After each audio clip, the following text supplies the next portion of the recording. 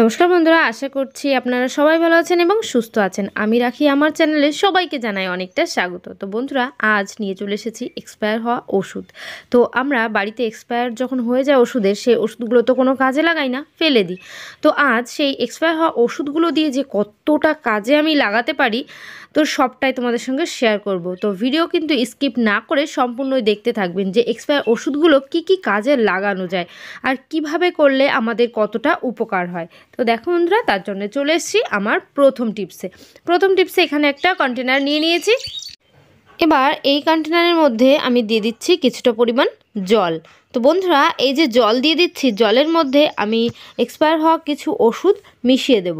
তো এখান থেকে আমি কিছুটা ওষুধ বের করে নেব। আমি এখানে কিন্তু 2-3টে ওষুধ দিয়ে দেব, যেহেতু আমার এটা ক্যাপসুলের মধ্যে অনেক ছোট ছোট ওষুধের টুকরো। যদি প্যারাসিটামল থাকে, আদার্স কোনো এই ধরনের ওষুধ থাকে, তখন সেক্ষেত্রে একটা দিলেও হবে, 2টো দিলেও হবে। তো আমি এখানে কিছুটা ক্যাপসুল থেকে খুলে ওষুধগুলো দিয়ে দিলাম। দিয়ে এবার এটাকে কিন্তু কিছু সময়ের জন্য রাখতে হবে। বন্ধুরা, এখানে যতগুলো ওষুধই আমার এক্সপায়ার হয়ে গেছিলো, তার থেকে 2-3টে ওষুধ তো দিয়েই দিলাম। দিয়ে আমি 10 থেকে 15 মিনিট এটাকে এইভাবেই ছেড়ে দেব। 10 থেকে 15 মিনিট পর আমি কিন্তু আবারও ফিরে আসছি। তো বন্ধুরা, আমি 15 মিনিট পর ফিরে এলাম। 15 মিনিট পর আসার পর ওষুধগুলো কিন্তু সম্পূর্ণটাই গুলে গেছে। এবার এই যে জলের মধ্যে ওষুধটা গুলে গেছে, এটা কি কাজে লাগাবো, এই মিশ্রণটা চলেন দেখিয়ে দিই। তো বন্ধুরা, দেখবেন আমাদের বাড়িতে অনেক এমন ফুল গাছ থাকে যে সেই ফুল গাছের খুব একটা ভালো গ্রোথ হয় না, কিন্তু আমার এই গাছটার অনেকটাই গ্রোথ আছে। আমি বলছি, যাদের গাছের গ্রোথ হয় না, ফুল ফল আসছে না, গাছটা একদম নেতিয়ে থাকছে, কোনো সতেজতা নেই, সেই সমস্ত ফুল গাছগুলোর মধ্যে, বিশেষ করে আমরা ইনডোর প্লান্ট যেগুলো লাগাই, সেই সমস্ত গাছের এই প্রবলেমটা বেশি হয়। যদি একটু ভালো ওষুধ সার না দেওয়া হয়, তখন কিন্তু গাছগুলো একদম ঝিমিয়ে যায়। তখন এরকম ওষুধ গুলিয়ে এই জলটা যদি দিতে পারেন, তাহলে দেখবেন কিছুদিনের মধ্যেই গাছের গ্লেজ কতটা ফিরে আসছে, সেই গাছে নতুন করে ফুল ফল আসছে, তার বাড়বাড়ন্ত প্রচুর। তো বন্ধুরা, আশা করছি আমার এই টিপসটা আপনাদের অনেকটা কাজে আসবে, অনেকটা ভালো লেগেছে। যদি খুব ভালো লাগে অবশ্যই কিন্তু আমাকে একটু কমেন্ট করে জানিয়ে দিতে ভুলবেন না। চলে এলাম পরবর্তী টিপসে। এখানে একটা বড় বাটির মধ্যে আমি জল নিয়ে নিয়েছি। কিছুটা পরিমাণ জল নিলাম আর দিয়ে দিচ্ছি কিছুটা পরিমাণ এক্সপায়ার হওয়া ওষুধ। তো এখানে আমি 2টো এক্সপায়ার হওয়া ওষুধ মিশিয়ে দিচ্ছি। এটাকেও সেম প্রসেসে, ওষুধগুলো যেহেতু ট্যাবলেট গুলতে একটু সময় লাগে, এই জন্য আমি 10 থেকে 15 মিনিটের জন্য সময় নিয়ে নিচ্ছি। তো 10 থেকে 15 মিনিট পর ফিরে এসেছি। ফিরে আসার পর ওষুধগুলো দেখবে অনেকটা নরম হয়ে গেছে, আর যেটা একটু শক্ত আছে সেটা হাত দিয়ে একটু চেপে গুলিয়ে দিলেই গুলে যাবে। এবার এই যে ওষুধটা আমি জলের মধ্যে মিশিয়ে নিলাম। বন্ধুরা, এভাবে মিশিয়ে নেওয়ার পর তারপর কি করব, বাড়িতে এমন অনেক আমাদের জামা কাপড় আছে, সেই জামা কাপড়গুলো আমরা যতই ধুই না কেন পরিষ্কার হয় না। তার কারণ আমাদের জলে প্রচুর আয়রন থাকে। সেই জলে আয়রনের কারণে আমাদের হোয়াইট কালারের যে সমস্ত শার্ট, টি শার্ট, যে বাচ্চাদের জামা হোক, যে কোনো গেঞ্জি হোক, এই ধরনের জিনিসপত্রগুলো না একটা হলদে ভাব চলে আসে, মানে সাদা কালারের জামাগুলোর প্রতি বেশি সমস্যা হয় আয়রনের ফলেই। তো হলদে একটা দাগ চলে আসে। সেই হলদে দাগ যখনই চলে আসবে, তখন এরকম ওষুধের একটা জল তৈরি করে তার মধ্যে জামাটাকে যদি 10-15 মিনিট ভিজিয়ে রাখেন, তাহলে দেখবেন খুব সহজে সেই জামার গায়ে যে হলদে একটা দাগ চলে আসছে, সেই হলদে দাগটা কিন্তু আর থাকবে না। খুব সহজেই কিন্তু সেই হলদে ভাবটা জামার থেকে একেবারে বেরিয়ে যাবে। এবার কি করবেন, এই জামাটাকে একটা প্লেন জলে এখান থেকে 15-20 মিনিট পর তুললেন, তোলার পর প্লেন জলে এটাকে ধুয়ে রোদে মেলে দেবেন। তাহলে এই জামা কাপড়ের যে হলদে একটা ভাব, সেই ভাবটা কিন্তু আর থাকবে না, সেটা একেবারে রিমুভ হয়ে যাবে। তো বন্ধুরা, আশা করছি এই টিপসটা অনেকটা কাজে এসছে, অনেকটা ভালো লেগেছে। তো আমি চলে এলাম আমার পরবর্তী টিপসে। এখান থেকে জামাটা তো তুলে নিয়েছি, হোয়াইট কালারের যে জামাটা তোলার পর এই যে জলটা থেকে যাচ্ছে, এর মধ্যে আমি এক্সপায়ার হওয়া কিছু সিরাপ দিয়ে দিচ্ছি। তো এই যে সিরাপ, এখানে 2-3 ঢাকনা আমি দিয়ে দেব।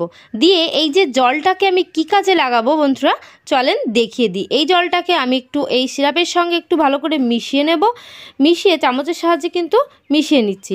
এবার দেখবেন আমাদের রান্নাঘরের যে সিঙ্কটা থাকে, এমনকি ওয়াশ বেসিন থাকে, সেই সমস্ত জায়গায় না আমরা যখনই সব কিছুই কাজকর্ম করি, থালা বাসন ধুচ্ছি, হাত মুখ ধুচ্ছি, ধোয়ার পর এই যে পাইপটা থাকে, সেই পাইপের মধ্যে অনেকটা না নোংরা জমতে জমতে পোকামাকড় জীবাণু এর মধ্যে তৈরি হয়ে যায়। এবার সেই জীবাণুগুলো রাতের দিকটা যখনই আমরা সবাই শুয়ে পড়ি তখনই এই ওয়াশ বেসিন থেকে কিচেন সিঙ্ক থেকে উঠে আসে, উঠে এই ভেতরে পুরো জায়গাটা কিন্তু পুরো জীবাণু করে দেয়। এবার কি হয়, পোকামাকড় ঘুরে বেড়ালে সেই সমস্ত জায়গায় নেক্সট দিন আমরা আবারও কাজ করছি, তখন আমাদের কিন্তু শরীরটা অনেকটা খারাপ করে।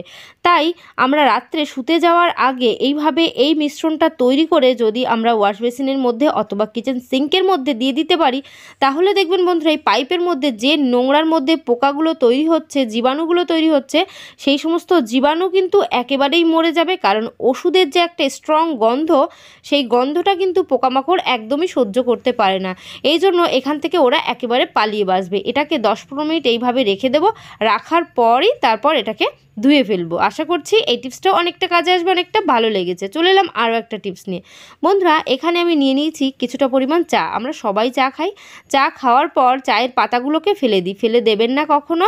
চায়ের পাতাগুলোকে গুছিয়ে রাখলে অনেকটা কাজে লাগানো যায়। এবারে যে চায়ের পাতা আর এক্সপায়ার হওয়া ওষুধ, এই দুটোর মিশ্রণে আমি কিন্তু ভীষণই প্রয়োজনীয় দুটো টিপস শেয়ার করব। তো সেই টিপসগুলো কি কি এক এক করে আমি কিন্তু বলছি। এখানে সসপ্যানের মধ্যে আমি জল নিয়ে নিয়েছি, জলের মধ্যে চায়ের পাতাটা দিয়ে দিলাম। এইবার দিয়ে দেব কিছুটা পরিমাণ এক্সপায়ার হওয়া ওষুধ। আমি কিন্তু প্রত্যেকটা টিপসই এখানে এক্সপায়ার হওয়া ওষুধের যে সমস্ত উপকারিতা আছে সেইগুলোই শেয়ার করছি। তো এবার এখান থেকে দুটো ক্যাপসুল নিয়ে এর মধ্যে থেকে ওষুধগুলোকে আমি বের করে দেব। আর এটা ক্যাপসুল শুধু দিলেও হবে, কারণ এটাকে আমি যেহেতু ফোটাবো, গরমের মধ্যে পড়লেই ক্যাপসুলগুলো গুলে যাবে। তো আমি কাজের সুবিধার্থে আমি ক্যাপসুলগুলো থেকে ওষুধটা বের করে দিলাম। এবার এখান থেকে আরও কিছুটা ওষুধ দিয়ে দেব। দিয়ে এই যে আমার একটা মিশ্রণ তৈরি হচ্ছে, এটাকে আমি কিন্তু জলে ফুটতে দেব, মানে ওভেনের উপর দেব, ওভেনের উপর দিয়ে এটাকে ফোটাবো। ফোটালে দেখবে এর মধ্যে চায়ের একটা কালার, সেই কালারটা কিন্তু আস্তে আস্তে চলে আসবে। আর ওষুধগুলো তো গুলেই যাবে। গুলে যাওয়ার পর এই যে চাটা আমার আস্তে আস্তে ফুটেই উঠেছে, দেখতে পাচ্ছেন। এটা চামচের সাহায্যে আমি একটু মিশিয়ে দিচ্ছি। এইভাবে মিশিয়ে দিলে এর মধ্যে যে ট্যাবলেটগুলো আছে, সেই ট্যাবলেটগুলো আস্তে আস্তে গলে যাবে। গলে পুরো এই যে চায়ের জলের সঙ্গে মিশে যাচ্ছে। তো বন্ধুরা এখানে দেখতেই পাচ্ছেন চায়ের যে কালারটা আছে জলের মধ্যে মিশে গেছে। এইবার আমি গ্যাসটাকে অফ করে দেব। অফ করে এটাকে কিছুক্ষণ রেখে দেবো এইভাবে, জলটা একটু ঠান্ডা হওয়ার জন্য। এবার জলটা আমার কিন্তু ঠান্ডা হয়ে গেছে। এই পর্যায়ে আমি এই যে মিশ্রণটা তৈরি করে ফেলেছি, এটা অন্য একটা কন্টেনারের মধ্যে আমি সেঁকে নেব। তো বন্ধুরা এখানে আমি এই সেঁকনি নিয়ে নিয়েছি। সেঁকনির মাধ্যমে আমি কিন্তু আমার যে সলিউশনটা তৈরি করলাম, সলিউশনটা সেঁকে নিচ্ছি। সেঁকে এখানে অর্ধেকটা পরিমাণও নিতে পারেন আর পুরোটাও সেঁকে নিতে পারেন, কারণ এখানে দুটো উপায় আমি দেখাবো এক্সপায়ার হওয়া ওষুধের কী উপকারিতা আছে। তো আমি এখানে একটা পাত্রের মধ্যেই জলটা নিয়ে নিচ্ছি। জলটা নিয়ে এবার আপনারা কিন্তু দুটো পাত্রের মধ্যেও নিতে পারেন, দুইভাবে কাজ করতে হবে। আমি এখানে একটা পাত্রে নিয়ে কিন্তু দেখিয়ে দেব। এবার কি করব, এই যে মিশ্রণটা, মানে এই যে সলিউশনটা আমি তৈরি করলাম, আর নিয়ে নিয়েছি কিছুটা পরিমাণ তুলো। এবার তুলোটা ছোট ছোট বল মতো করে এই যে মিশ্রণটার মধ্যে চুবিয়ে নেব। মানে আমার তুলোটাকে কিন্তু এই মিশ্রণের ভিজিয়ে নিতে হবে। আমি এখানে আমার তুলোর 4টে টুকরো করে নিয়েছি, সেই 4টে টুকরো আমি কিন্তু একটু একটু করে ভিজিয়ে নিচ্ছি। বন্ধুরা এইভাবে ভিজিয়ে নেওয়ার পর এটা কিন্তু আমাদের কাজে লাগবে ওভেনের উপর। কারণ আমরা যখন রাতে রান্নাবান্না করার পর গ্যাস ওভেন ধুয়ে মুছে কমপ্লিট করে থালা বাসন ধুয়ে আমরা রাতে শুতে চলে যাই, দেখবেন আমাদের রান্নাঘরে প্রচুর পরিমাণে টিকটিকি, পিঁপড়ে, আরশোলা এরা কিন্তু চলে আসে, ইঁদুর, এমনকি এই সমস্ত পোকামাকড় এই ওভেনের উপর দিয়ে প্রচুর পরিমাণে ঘুরে বেড়ায়। তখন আমরা এরকম একটা সলিউশন তৈরি করে তুলোর মধ্যে ভিজিয়ে যদি গ্যাস ওভেনের উপর রেখে দিতে পারি এবং গ্যাস ওভেনের নিচে রেখে দিতে পারি, তাহলে টিকটিকি, আরশোলা, পিঁপড়ে, পোকামাকড় কিছুই কিন্তু ওভেনের উপর দিয়ে চলাফেরা করবে না। কারণ এর মধ্যে ওষুধের যে একটা গন্ধ আছে, সেই গন্ধ পোকামাকড় একদমই সহ্য করতে পারে না। তার জন্য এর পাশে আসেও আসবে না, এর থেকে দূরে দূরেই ওরা চলাফেরা করবে। তখন আমাদের ওভেনটাও অনেকটা পরিষ্কার পরিচ্ছন্ন থাকবে। তো বন্ধুরা আশা করছি এই টিপসটাও অনেকটা কাজে আসছে, অনেকটা ভালো লেগেছে। যদি খুব ভালো লাগে বন্ধুদের সঙ্গে শেয়ার করতে ভুলবেন না। তো আমি চলে এলাম আমার পরবর্তী টিপসে। এবার এই যে মিশ্রণটা বেঁচে গেছিলো, মানে এই সলিউশনটা দিয়ে এবার কি করব, চলেন দেখিয়ে দিই।